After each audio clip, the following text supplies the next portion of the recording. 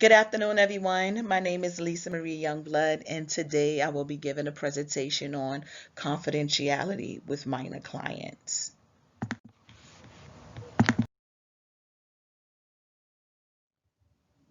What is confidentiality? When you hear the word confidential, one thinks top secret, between me and you, this information can't be shared, confidential, right? But however, as a counselor, confidentiality comes with its limitations. And also, confidentiality is the building block upon the counseling relationship.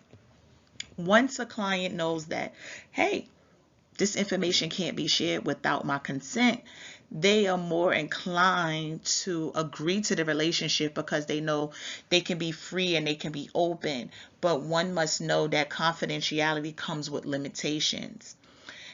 Also, confidentiality is the cornerstone to all counseling relationships because it does just what I just simply described. It protects the client's confidential information that they share during that relationship. And that information cannot be shared unless consent was given. However, a counselor can approach confidentiality in a number of ways, but we'll discuss four here in this PowerPoint. The first is complete confidentiality, which means that no information is shared with the minor child's parents. The second is limited confidentiality, which means that the minor waives their right to know what information is being provided to their parents. The third is the minor client is informed at the beginning of the working relationship that information will be revealed to their parents. And the last one is no guaranteed about confidentiality. The counselor cannot guarantee the client that whatever is disclosed during the sessions will be kept confidential. When to break confidentiality? As a counselor, we are mandated reporters. And what that means is this. If a minor client or an adult for that matter was to come into your office, no matter how long the working relationship has been going on for, and they state that they want to harm themselves or harm others, or they report to you past or present child abuse or neglect, you have to report that to the proper authorities. That's what it means to be a mandated reporter. So even if you've been seeing a client for a day, 2 days, 2 years, 5 years, if they report about harming themselves or others or any abuse, we must report them as mandated reporters.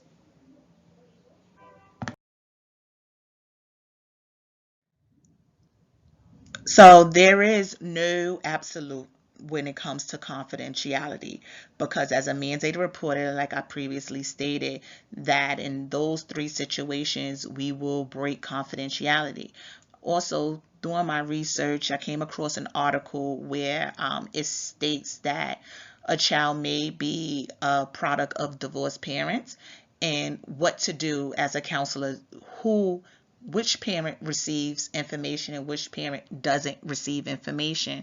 So this law varies from state to state because in one state would basically state that the non-custodial parent has just as much right to information as the custodial parent, but then in another state it can differ. So even if you have a situation where one parent might be the one to initiate the counseling relationship, you will want to check to see if that parent is the custodial parent and not the non-custodial parent. And also you will want to check in with your state laws to make sure that one, both parents are equally entitled to this information, or your state law states that only the custodial parent is entitled to this information, regardless of the fact if the non-custodial parent was the one to initiate that working relationship. Because if you give information to the wrong parent, you are in breach of confidentiality and you can open yourself up for malpractice lawsuits. Now we're going to talk more about minors' rights to confidentiality.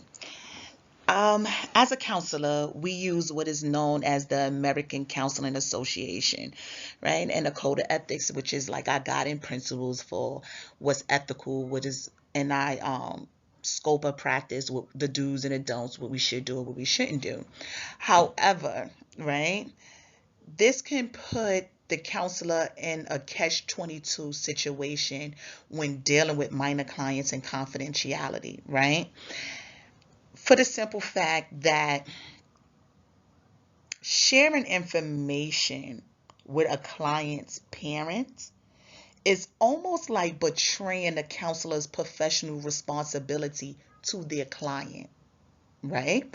But then on the other hand, if you don't release this information, it can send the counselor down a very slippery slope with their minor clients. So through my research on this topic, it was suggested that the counselors invite the parents to come in for the initial meeting so they can discuss what information would be shared and what wouldn't be shared.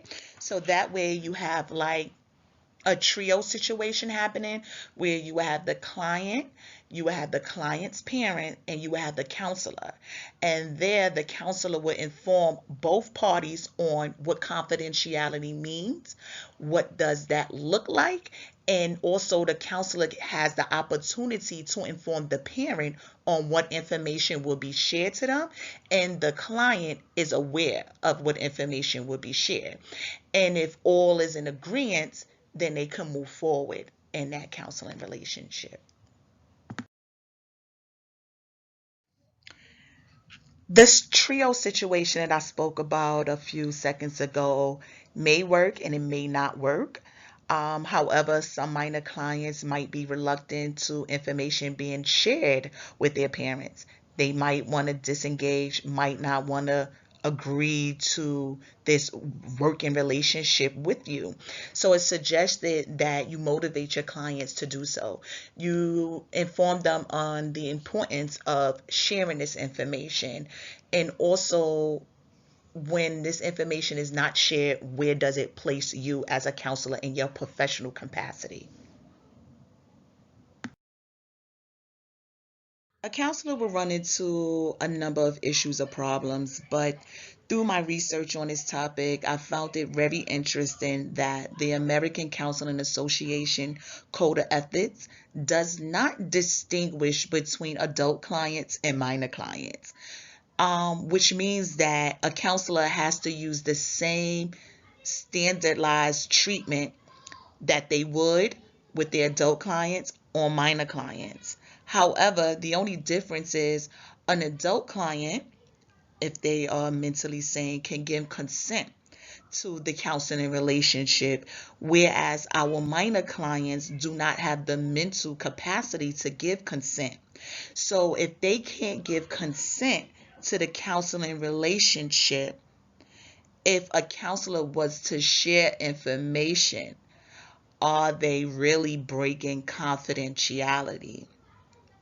Because the person in that situation that would have to give consent would be that minor child's parent or guardian.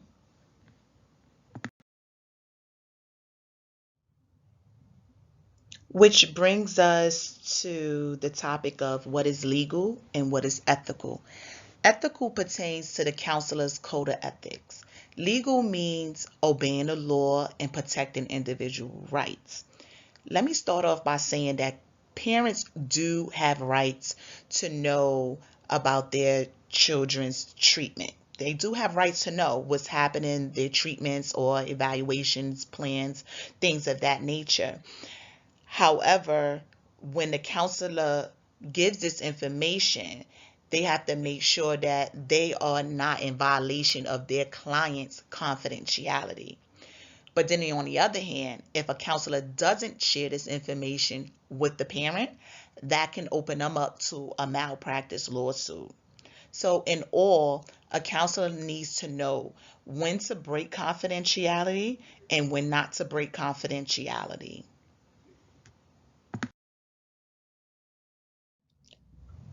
So now we're going to talk about minor client consent.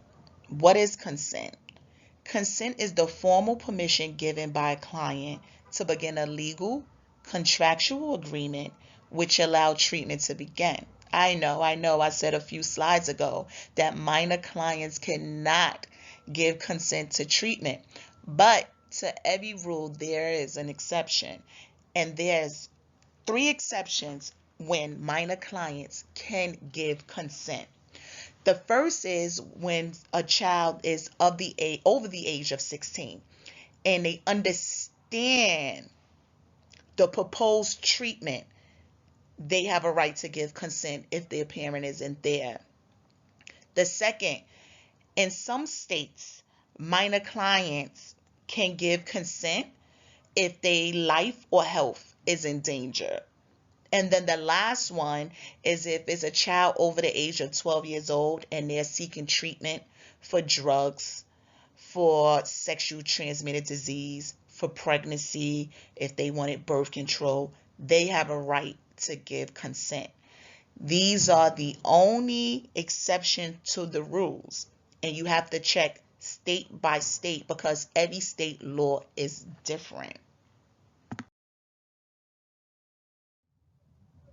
Now, I gave you three exceptions to the rules, but in addition to those exceptions, this is the only time that a minor client can enter into a contract for treatment in one of these three ways: parental consent, involuntary at a parent's insistence, or by a court order in juvenile court. These are the only three ways that a minor client can give a consent to a counseling relationship.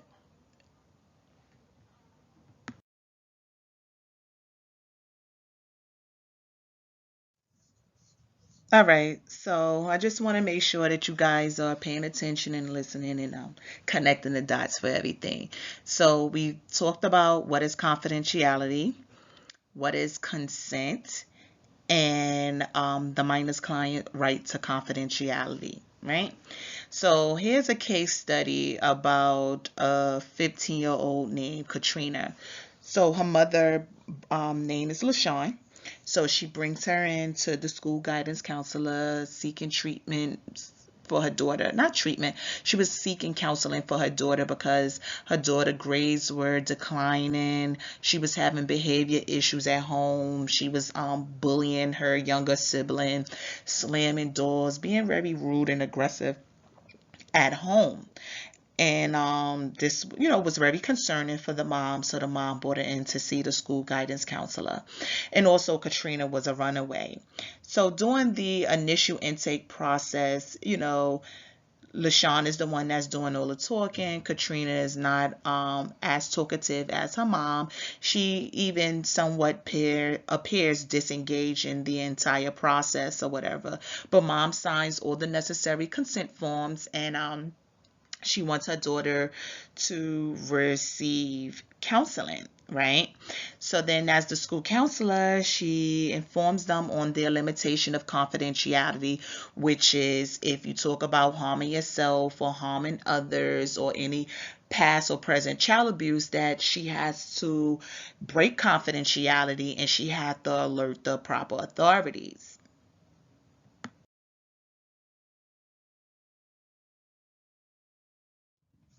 So, after explaining to Katrina what confidentiality is and what are the limits to confidentiality, Katrina still pretty much seemed disengaged, like uninterested in being in counseling.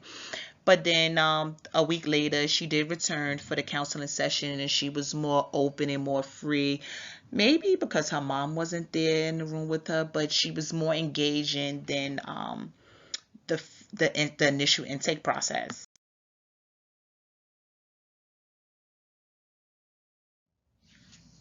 So the counselor explained to Katrina what confidentiality is, what it looks like, and when confidentiality will be broken. So Katrina becomes more open and honest. She's more engaging with the counselor. She opened up to her about her home life and what's happening at home. And basically, the counselor was able to get to the root of the problem of where most of her anger and frustration was coming from. Also, Katrina disclosed to the counselor that she self-harms. She cut herself out of anger and she doesn't plan on stopping. And she doesn't want her to report this to her mother. She doesn't want her to report it to the authorities, and she doesn't want to talk about it. She doesn't want help for it, and she doesn't plan on stopping. So now the counselor is faced with a dilemma, basically. Or is she really? Or is he really? Because in the beginning of the counseling relationship, the counselor explained what confidentiality is and what it looks like and when confidentiality will be broken. But here it is, you have a child that already that is angry and feels alone, and then now they're opening up to you and allowing you to enter into their world and get to the root of their problem. What do you do as a counselor?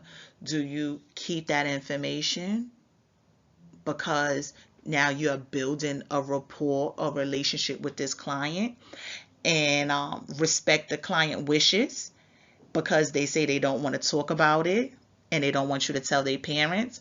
Or do you make the decision of following your code of ethics and what's legal and let them know, hey, listen, I'm sorry, I have to make this report because I'm a mandated reporter. So in this situation, I found it very, very interesting that the counselor was even faced with this dilemma when that's one of the first things we learn in counseling is confidentiality and when to break confidentiality. So to me, I felt like that should have just been something that, okay, there's no thinking involved in it. You have to make this report, and this child needs to get help right away because that child could leave your office and can harm themselves or harm others. So if you ever face in a situation like this, make the report because you are a mandated reporter. So confidentiality in this case study would definitely be broken because Katrina spoke about harming herself. She didn't have a plan to stop, and she didn't want to seek treatment, and she didn't want to talk about it. Even if she did have a plan to stop, even if she would have said, hey, it was a one-time incident, I don't want to do it anymore, I have no suicidal thoughts or ideations, that still have to be reported because she did talk about self-harm, of harming herself. As a counselor, we want to create and build these trust and relationships with our clients. However, we have to let them know that confidentiality comes with limitations.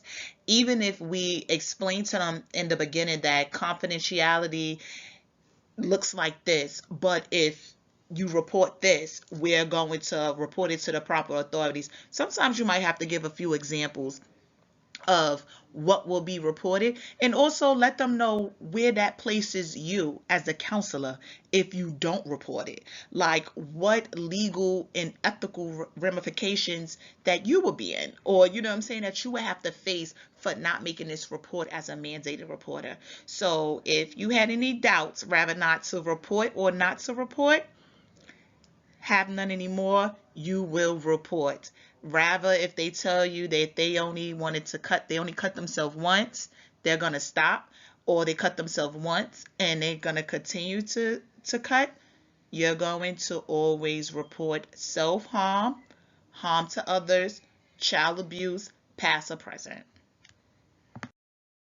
So now we're going to talk more about children's rights and how children's rights came about. So historically, children were viewed as property of their parents. Their parents having complete and utter control over their children. Whatever the parents saw fit, that was it. They were the authority figures in their lives, which led to many children being mistreated, abused, and even sold into slavery. Parents had so much rights over their children that in 1638, the state of Massachusetts passed a law known as the Stubborn Child Act. The Stubborn Child Act stated that children can be put to death for disobeying their parents. It was not until the 19th century, early 20th century, that it was realized that children were in fact vulnerable. Like they were vulnerable human beings and they needed to be looked after and cared for, and that their parents shouldn't be the end or be all or deciding figure in their children's lives. So then that's when the state took responsibility and started to intrude into families' lives by encouraging what is known as minimum standards, making sure that children health was up to date, that education was in place, and that they reduced child labor and abuse and neglect. So in 1853, the New York Children Aid Society was created. So this society basically removed poor urban children from their environments and they relocated them to the countryside. One would say, wow, at least they're being removed from their abusive parents and they get to start anew. However, this subjected children to be exploited and to be used as servants.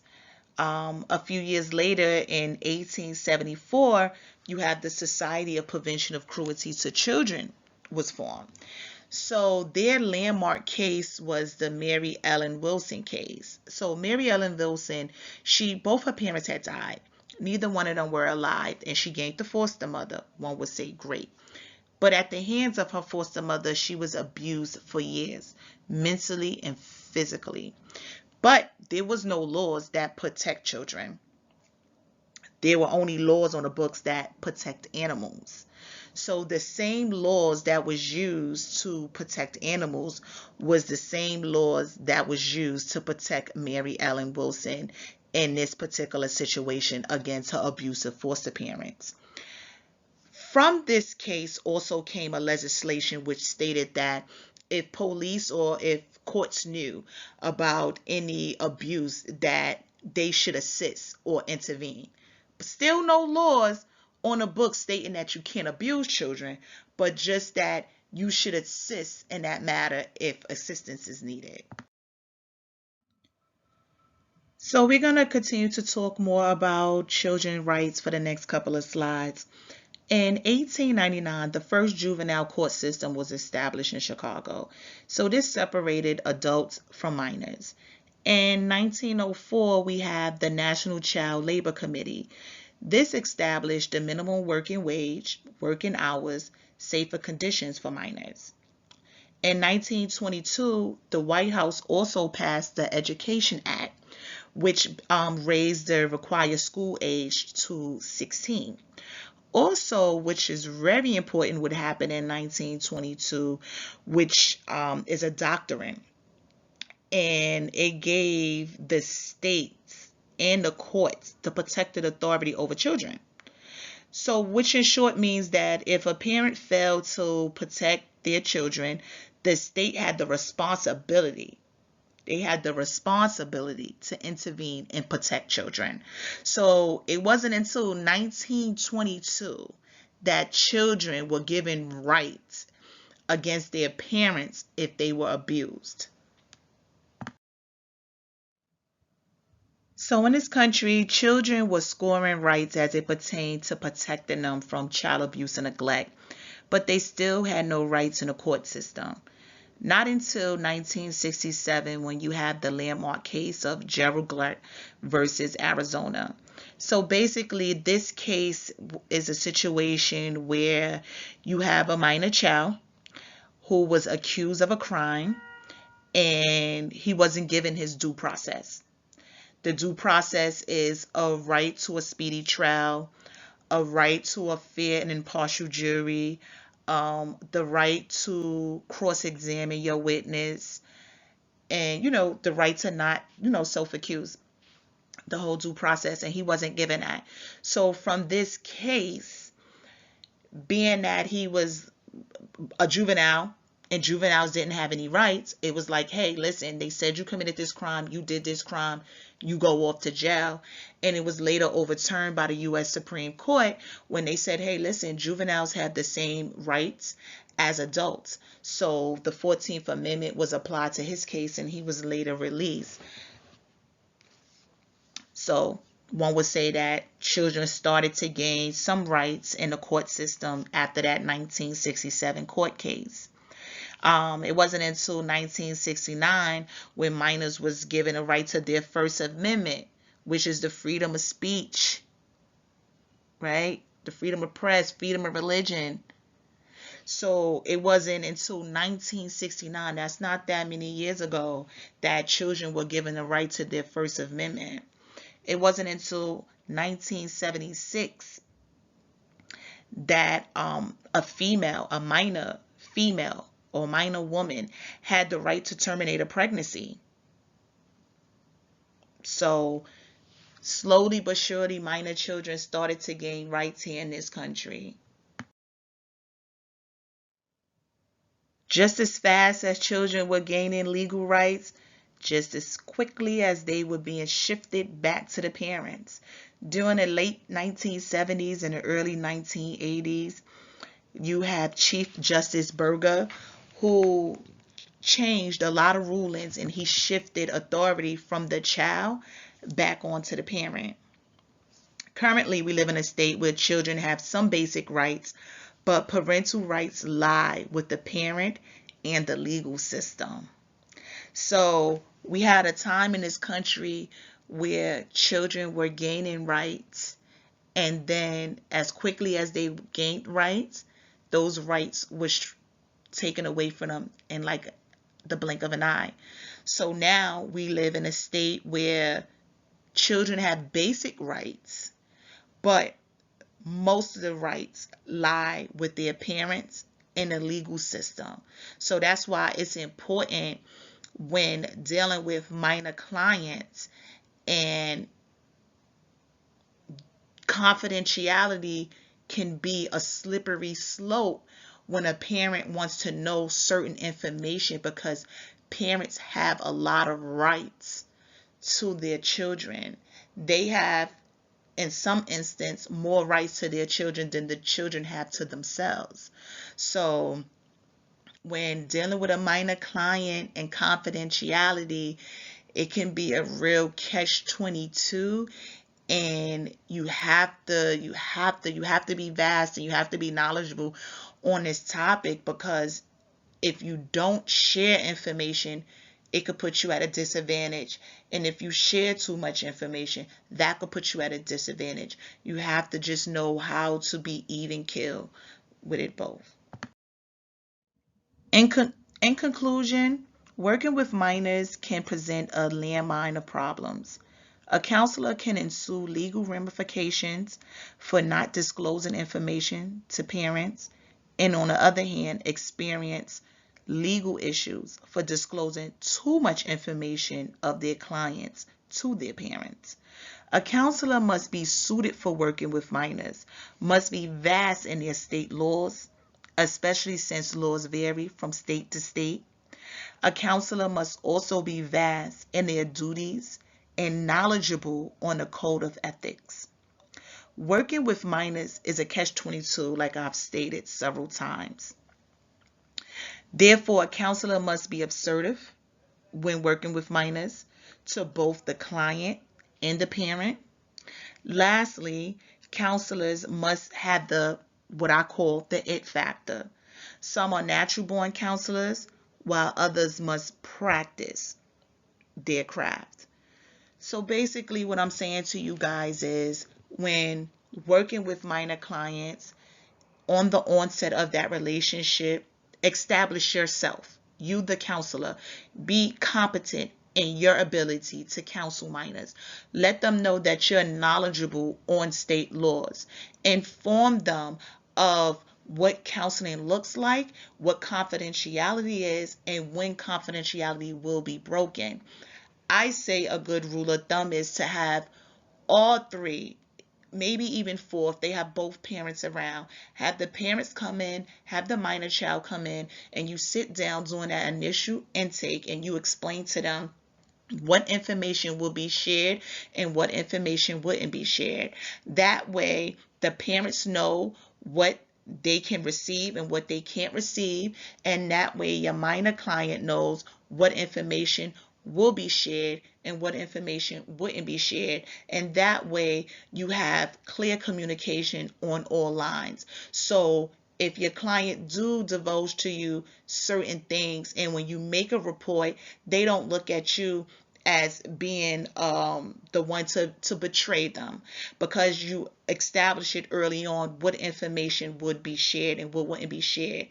Also, check in when you have those clients that of divorced parents. Make sure that the right information is given out. You don't want to not share with a parent that is entitled to information, and you don't want to share with a parent that is entitled to information.